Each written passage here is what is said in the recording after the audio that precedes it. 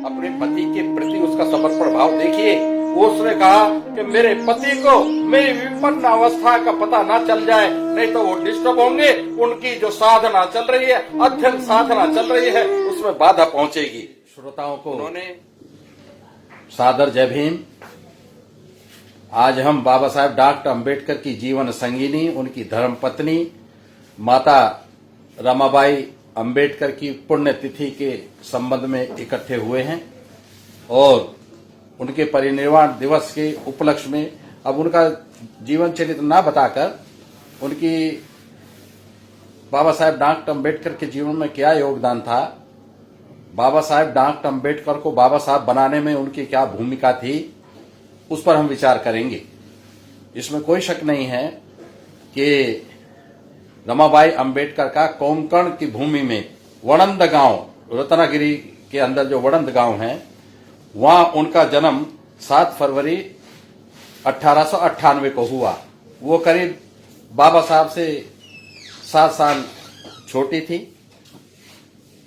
तो वो जो जगह है वड़ंद गांव, रत्नागर जिला, बहुत सुंदर पहाड़ियां, बहुत सुंदर हरियाली, बहुत सुंदर फूल वहां पर होते हैं। बहुत अच्छा, बहुत खुशगवार, बहुत हमगवार वहां का वातावरण होता है। सुगंधित वातावरण में व्याप्त होती है।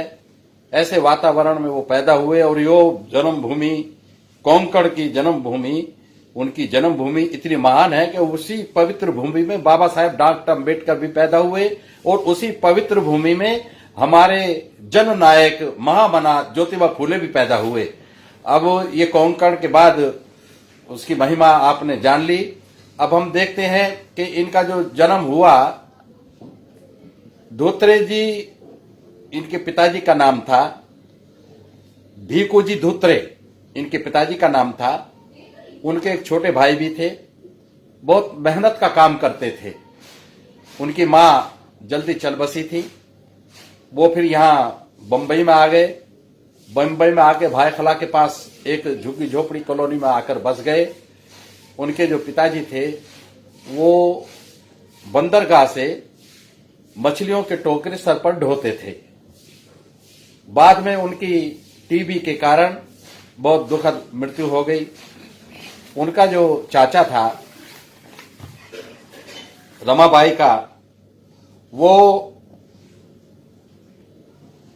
अपने साथ उनको गांव से ले आया और उसका पालन पोषण किया। उनकी एक बहन गौरी और भाई शंकर उसके साथ साथ थे। जिस समय विवाह हुआ रमाबाई का, उस समय से पहले की एक घटना यह है कि बाबा साहेब डॉक्टर अंबेडकर के पिताजी रामजी बाबा ने भीमराव के लिए एक लड़की देख ली थी। लड़की उनको पसंद आ गई थी, देख ली, मगर उसके बाद में बाबा साहेब डॉक्टर अंबेडकर के एक पिताजी के जो मित्र थे, उन्होंने उनको कहा रामजी बाबा को, अरे बाबा क्या गजब कर रहे हो, तुम्हारा लड़का इतना सुंदर, इतना प्रतिभावान, कम से कम लड़की, एक सुंदर लड़की तो लाओ। कहने लगे इसमें क्या कमी है? कहना तुम, मैं कमी नहीं बता रहा, तुम जो लड़की मैं बता रहा हूं वो देख लो। तो उन्होंने रमाबाई को दिखाया। रमाबाई को रामजी बाबा ने देखा तो देखते रह गए, इतनी सुंदर। अब उनके सामने धर्म संकट हो गया कि वो पहले जहां मैं वचन दे चुका हूं उसका क्या होगा।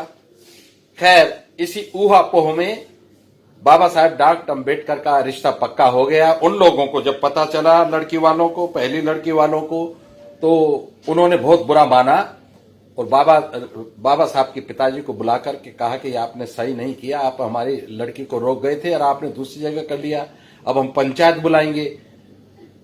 रामजी बाबा ने बहुत मना किया कि हम आपस में बात कर लेते। नहीं, पंचायत बुलाई गई। पंचायत में फैसला ये हुआ कि रामजी बाबा को सामाजिक गुनाह करने के लिए दंडित किया जाए। उन पर ऊपर 5 रुपए का दंड हुआ। बाबा साहब के पिताजी ने वो 5 रुपए का दंड भुगता, मगर रमाबाई को अपने घर लाने का निर्णय नहीं बदला। रमाबाई उनके घर में आई। बाबा साहेब तो पढ़ रहे थे, बड़े होनहार थे, अपने समाज में जो तालीम वो ले रहे थे, ऐसी तालीम उनके समाज में अब तक कोई ले ना पाया था। मैट्रिक में थे। रमाबाई बिल्कुल निरक्षर भट्ट थी। मगर इस जोड़ी में इस विवाह होते समय आज बहुत सारे लोग कह देते हैं कि बाबा साहब को कोई पढ़ी लिखी लड़की नहीं मिली। कारण ये था कि उस समय लड़कियों को पढ़ाते ही नहीं थे। पढ़ी लिखी लड़की हमारे के तो छोड़ो, जनरल लोगों में भी पढ़ी लिखी लड़कियां उस समय में नहीं होती थी। इसलिए एक उस समय की ये रीत थी कि लड़का चाहे कितना भी काबिल हो मगर लड़की उसको निरक्षर मिलती थी। यही रमा के साथ हुआ। मगर एक बात माननी पड़ेगी, जो स्त्री का धन होता है वो चरित्र धन होता है। उसका समर्पण भाव उसकी सबसे बड़ी दौलत होती है।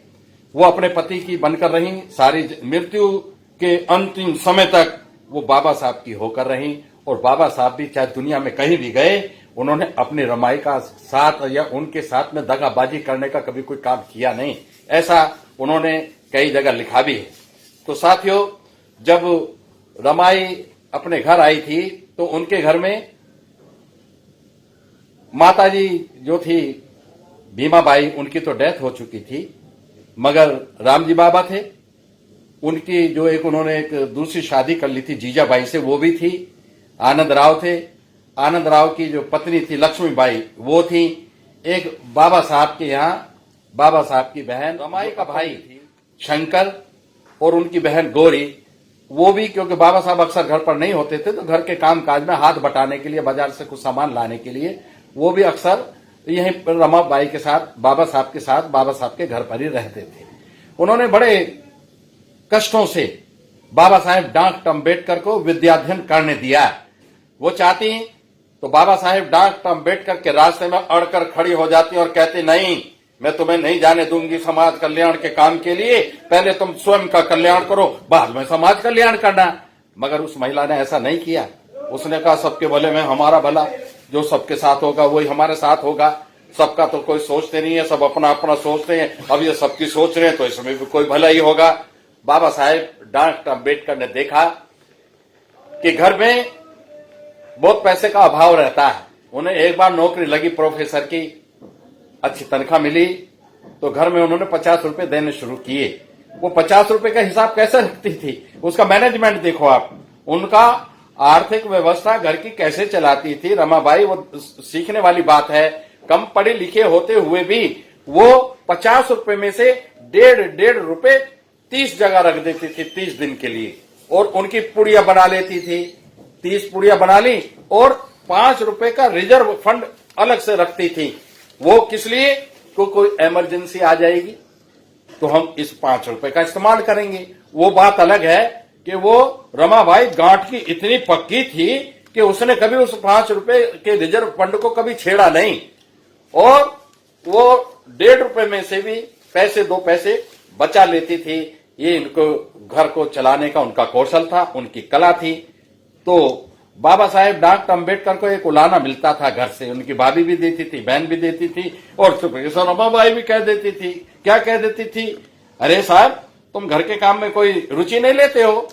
बाबा साहब को इस बात का क्या जवाब देना था, मगर ये बात बाबा साहब के दिमाग में रहती थी। एक बार बाबा साहब गए बाजार, रास्ते में मंडी पड़ी, काय की मंडी, सब्जी मंडी। तो उनके मन में आया, जेब में पैसे थे, उन्होंने बैंगन भी खरीदे, आलू भी खरीदे, टमाटर भी खरीदे, ये भी खरीदा, वो भी खरीदा, और उनके कुर्ते की झोली भर गई। अब वो झोली भर के अपने घर आए तो देखते रमाबाई की हंसी छूट गई। चले, ये क्या पूरी मंडी उठा लाए। अंदर गए रसोई में, उनकी भाभी हंसने लगी, उनकी बहन हंसने लगी।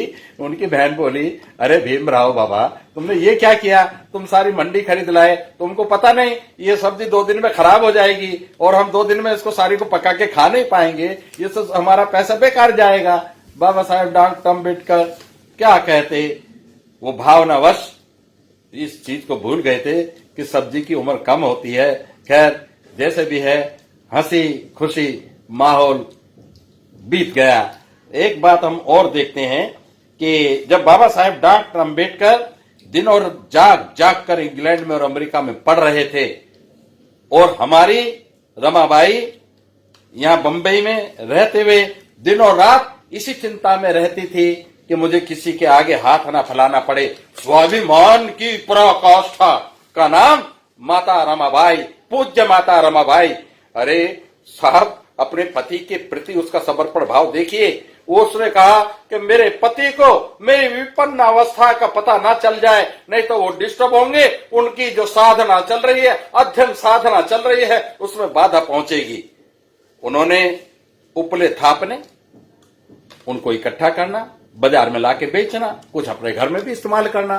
कई बार उनके बच्चे, सारे बच्चे मर गए, 4 बच्चे मर गए। एक बच्चा जो सबसे बड़ा था, यशवंतराव, वो बच्चा था, उसे भी पैरों में पोलियो रहता था, बड़ी विकट स्थिति, मगर वो पोलियो में भी पैदल चल लेता था और रमाबाई के साथ वो अपने मोहल्ले के बाहर जाके जंगल में लकड़ियां चुग चुग कर लाते थे। उस लकड़ी से अपना घर का ईंधन का काम भी चलाते थे, बच गई लकड़ियों को बेच भी देते थे ताकि घर में काम चले। जब बाबा साहेब डॉक्टर अम्बेडकर ने शादी करके लाए थे,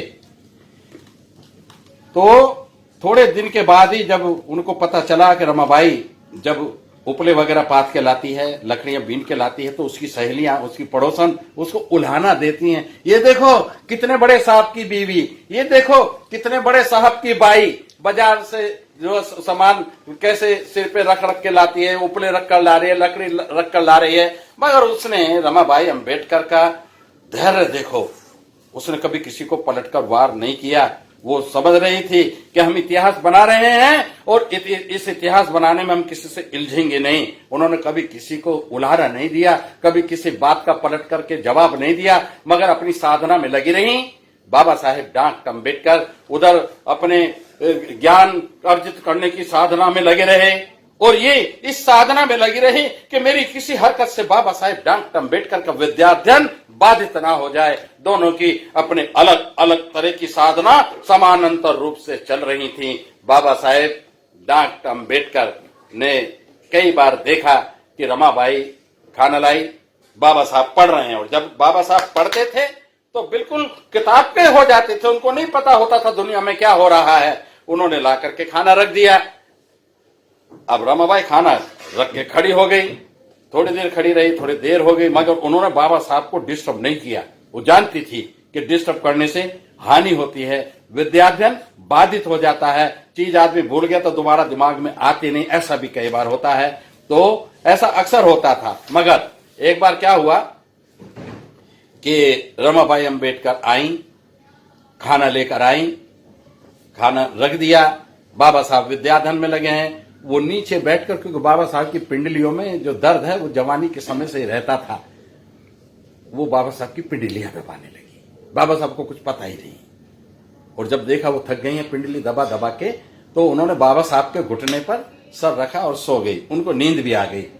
थोड़ी देर के बाद बाबा साहब को लगा कुछ भारी भारी लग रहा है पैर पर, देख, अरे रमाबाई बाबा तुम इधर सोता, ऐसा बोल करके वो उठे और रमाबाई को उन्होंने गले से लगा लिया और फिर दोनों ने मिलकर खाना खाया।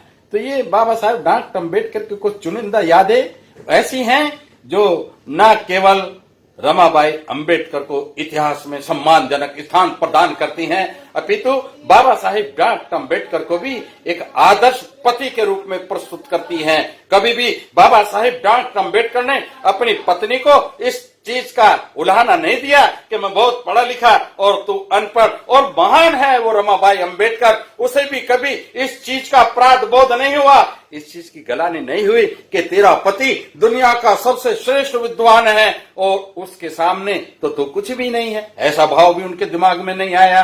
ये बहुत बड़ी साधना है। साथियों, बाबा साहब की जब शादी होकर आई थी तो वो अक्सर अपने बिस्तर पर बैठकर रमाबाई को अक्षर ज्ञान कराने का प्रयास करते थे। अब बाबा साहब जैसा उसको पढ़ाना चाहते थे, या जैसे बाबा साहब को अपेक्षा थी कि रमाबाई इतना कुछ सीख जाएगी, वैसा तो नहीं हुआ।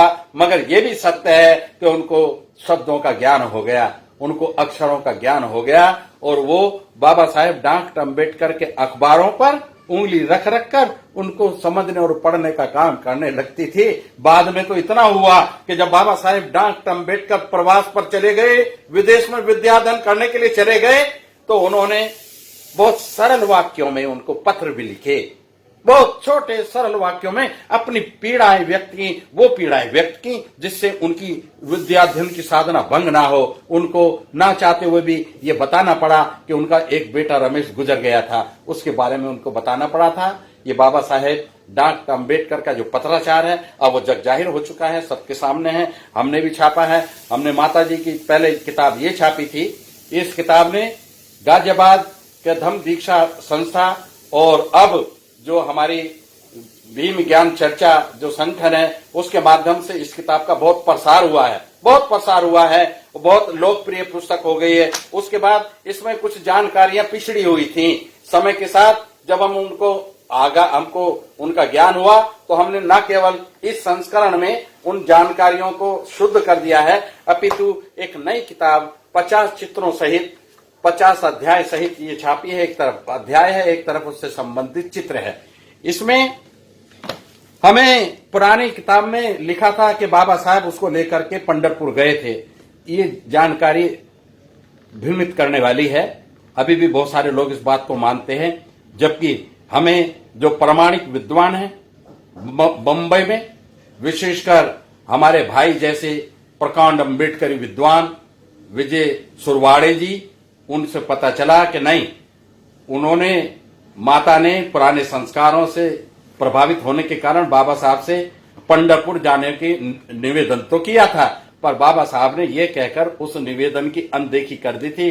अरे रमाई, क्या लोगे तुम वहां जाकर, अपन का उधर अपमान होगा और अपमानित जीवन अपन जीना चाहते नहीं है। आप यहीं रहिए और स्वास्थ्य लाभ कीजिए, आपको कुछ होने वाला नहीं है। मगर याद रखना, एक समय ऐसा आएगा कि हम लोग अपने तीर्थ स्थान बनाएंगे। क्या गजब की बात कही बाबा साहेब डॉक्टर अम्बेडकर ने। कितने बड़े युग दृष्टा थे, अपनी पत्नी को आने वाले समय का दर्शन करा रहे थे। कौन नहीं जानता कि आज जो उनकी धम्म दीक्षा की स्मृति में दीक्षा भूमि बनी है वो दुनिया का सबसे ऊंचा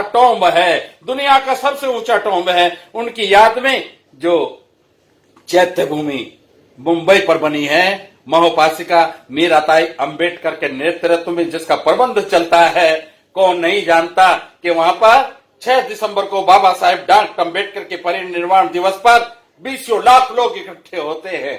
कौन नहीं जानता बाबा साहेब डॉक्टर अम्बेडकर का मार्च का सत्याग्रह का जो स्थल है वो आज एक तीर्थ स्थान का स्थान ले चुका है। बाबा साहेब डॉक्टर अम्बेडकर ने जब अपने जीवन की अंतिम सांस ली थी, दिल्ली का 26 अलीपुर रोड वो एक स्मारक बन चुका है। बाबा साहेब डॉक्टर अम्बेडकर ने जहां जहां भी चरण रखे वो सब अम्बेडकर वादियों के लिए तीर्थ से कम नहीं है। तो रमाबाई अम्बेडकर को बाबा साहेब डॉक्टर अम्बेडकर ने, लोग कहते हैं बाबा साहेब डॉक्टर अम्बेडकर ने रमाबाई को क्या दिया? हाँ, ये सवाल आप कर सकते हैं।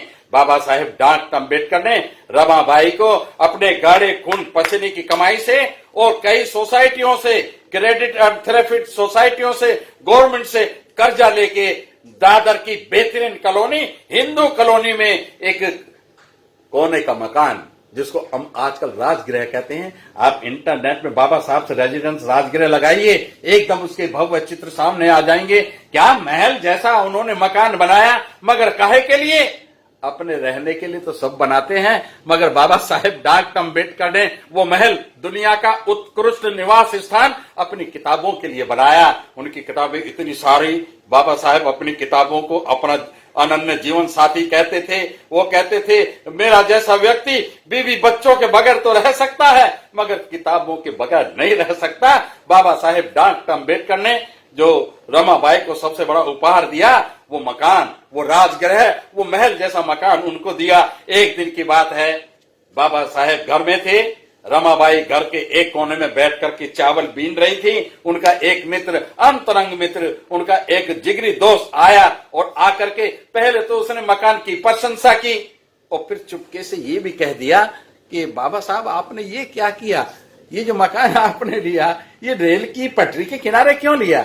इधर ये दादर रेलवे स्टेशन है, इधर ये रेल की पटरी है, रेल की पटरी के इधर ये छोटी सी सड़क है, आपका मकान है। अरे बाबा, जब वो ट्रेन का सायरन बजेगा, उसका हॉर्न बजेगा तो आपको डिस्टर्ब नहीं होगा। ये बात जब रमाबाई के कानों में पड़ी, उनको कभी जीवन में गुस्सा नहीं आया था। वो तमा कर उठी और क्या कहती है, आप क्या बोल रहे हो मेरे साहब के सामने? यहाँ जब बाबा साहब लिखने और पढ़ने लगते हैं, चाहे तूफान आए, चाहे आंधी आए, उनको पता नहीं चलता, वो अपने लिखने और पढ़ने में मस्त रहते हैं। मेरे साहब के सामने कभी आप हौसला गिराने वाली ऐसी बात कभी मत करना। रमा को ये डर था कि कहीं बाबा साहेब डॉक्टर अम्बेडकर को कोई बात कोई अगर लग जाती थी तो वो जमीन और आसमान एक कर देते थे, मगर उसको करके छोड़ते थे। तो रमाबाई को ये डर था कि कहीं ये इस मकान को नापसंद करके कि दूसरे मकान के चक्कर में ना लग जाएं। सारी जिंदगी की कमाई और दुनिया भर का कर्जा लेकर बड़ी मुश्किल से तो ये मकान बनाए, कभी हम इधर के रहें न उधर के रहें। बाबा साहेब डॉक्टर अम्बेडकर बहुत टूट गए जब उनकी रमाई बीमार रहने लगी। ऋतु परिवर्तन के लिए कई जगह गई, कर्नाटक भी गई, वराले। बाबा साहेब डॉक्टर अम्बेडकर के ऐसे दोस्त थे, उन्होंने रमाई को अपनी बहन बना रखा था। जब बाबा साहेब डॉक्टर अम्बेडकर विदेश में होते थे, कई बार रमाबाई उनके घर में रहती थी। एक बार स्वास्थ्य लाभ के लिए भी उनके घर गई थी, मगर स्थिति संभली नहीं, स्थिति बिगड़ती गई, बद से बदतर होती गई। बाबा साहेब डॉक्टर अम्बेडकर इलाज कर करके हार गए। एक दिन अंत तो कतुआ, जो नहीं होना था वो हुआ। बाबा साहेब डॉक्टर अम्बेडकर की रामू बाबा साहेब डॉक्टर अम्बेडकर की गोद में अपने प्राण छोड़ करके चली गई। बाबा साहब रोते रह गए और उनका कोई बस चला नहीं। बस मृत्यु पर किसी का चलता भी नहीं है, तो बाबा साहब का भी नहीं चला। बाबा साहेब डॉक्टर अम्बेडकर का रो रो कर बुरा हाल था। अपने रमाई को बिछड़ा हुआ देखेंगे ऐसा कभी उन्होंने ख्वाबे में न सोचा था। रमाबाई तो चली गई, अगले दिन उनका अंतिम संस्कार भी हो गया। उनके अंतिम संस्कार में कितनी भीड़ जुटी थी, कितनी भीड़ जुटी थी, उसका वर्णन, विस्तृत वर्णन, और उनकी शमशान भूमि जो उनके घर के नजदीक थी उसका भी पूरा वर्णन इन किताबों में दिया है। साथियों, बड़ा दिल दहला देने वाली घटना है। मगर जब रमाबाई बाबा साहेब डॉक्टर अम्बेडकर के जीवन से चली गई तो बाबा साहेब डॉक्टर अम्बेडकर के लिए समय पर भोजन कर पाना मुश्किल हो गया। वो डबल रोटी पर और बिस्कुटों पर रहने लगे। उन्होंने लिखा भी है ऐसा एक पत्र में। तो गतवा उनके रमाबाई के चले जाने के बाद अवसाद के कारण, टेंशन के कारण, दिमागी दबाव के कारण उनके सर में दर्द रहने लगा। उनके सर में छोटी छोटी फुंसियां रहने लगी। आपने देखा होगा बाबा साहब एक चोगा पहने हुए एक डंडा लेकर के खड़े हैं, वो उसी समय का चित्र है। बाबा साहेब डॉक्टर अम्बेडकर लोनावला में जो कैवल्यम धाम है, आयुर्वेद का अस्पताल है, अभी भी है। वहां जाकर के बड़ा सुंदर मौसम होता है। वहां पहाड़ियां हैं, बादल छाए रहते हैं, झरने भी चलते हैं, बड़ी खुशनुमा आबो हवा रहती है। बाबा साहेब डॉक्टर अम्बेडकर ने वहां जाकर के अपना इलाज कराया और उन्होंने कहा बाबा साहब से, यहाँ प्राकृतिक चिकित्सा होगी, आपके ये जो वस्त्र हैं आपको उतारने पड़ेंगे। बाबा साहब ने अपने जो सूट बूट थे वो वस्त्र उतार दिए और वो ढीला ढाला चोगा पहनना स्वीकार किया। वो जो चित्र है वो यद्यपि वो लोनावला अस्पताल का नहीं है, वो केवल्यम का नहीं है। बाबा साहब जब यहाँ बम्बई वापस आ गए तो उन्हीं कपड़ों में काफी दिन रहने की उनको सलाह दी गई थी। बम्बई में आकर के वो फोटो खींचा गया था और एक फोटो जो नहीं मिल रहा वो ये था। बाबा साहब के प्रशंसकों ने कहा कि बाबा साहब आप तो बिल्कुल विवेकानंद जैसे लग रहे हैं, आओ हम आपको विवेकानंद जैसी पगड़ी भी पहना देते हैं। वो पगड़ी भी पहनाई थी बाबा साहेब डॉक्टर अम्बेडकर को, उसके साथ भी चित्र हुआ था, मगर वो चित्र मिला नहीं। कोई बाबा साहेब डॉक्टर अम्बेडकर का निकट मित्र, कोई सहयोगी, कोई रिश्तेदार उस फोटो को ले गया और पता नहीं फिर उसका क्या हुआ। तो साथियों, आज जब हम रमाबाई के त्याग की बात करते हैं, उनके जीवन पर दृष्टिपात करते हैं, तो बहुत सारी प्रेरणाएं भी प्राप्त करते हैं। आज रमाबाई ना होती तो मेरे बाबा साहब ना बन पाते। उन्होंने कभी भी उनके रास्ते में रुकावट नहीं डाली। हम देखते हैं कि जब बाबा साहेब डॉक्टर अम्बेडकर महाट के सत्याग्रह पर जा रहे थे तो रमाबाई भी जब तैयार हो रही थी, बाबा साहब से कहा बाबा साहब हम भी चलेगा। बाबा साहब ने कहा तुम क्या करोगे? चलेंगे, हम जितना भी जनता आएगी उसके लिए भोजन बनाएंगे। मगर नहीं, बाबा साहेब डॉक्टर अम्बेडकर जब गए रमाबाई को साथ नहीं ले गए। वो स्टीमर पर बैठे और निकल गए। रमाबाई को इस चीज का बड़ा दुख हुआ। बाबा साहब के संघर्ष की साथी बाबा साहेब डॉक्टर अम्बेडकर की ही होकर रहने वाली उस महान नारी को आज हम अभिवादन करते हैं, उनके प्रति आदरांजलि अर्पित करते हैं, उनको नमन करते हैं और कामना करते हैं कि उनकी जीवन गाथा से प्रेरणा लेकर आजकल की नई पीढ़ी अपने प्रगति पथ निर्धारित करेगी। इन्हीं शब्दों के साथ सबको जय भीम, जय माता रमाई।